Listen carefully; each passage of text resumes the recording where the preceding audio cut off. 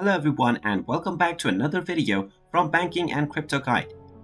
In this video, I'm going to show you how to download the MetaMask extension on your Chrome browser. To find out how, make sure you watch this video all the way until the end. And before we begin, just hit that like and subscribe button real quick and let's get started.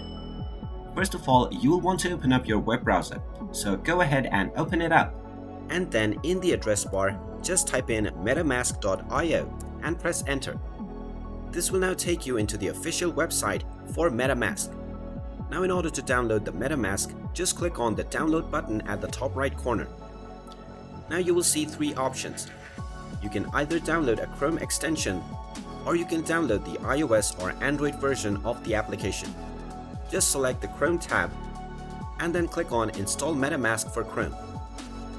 You will now be taken into the Chrome Web Store window where you will just need to click on the Add to Chrome button and then click on the Add Extension button to add the MetaMask extension into your browser. Now you will be asked to set up your account. You can either log in by choosing Import an existing wallet or create a new account by simply clicking on Create a new wallet. And there you have it. That is how easy it is to install the MetaMask extension on your Chrome browser.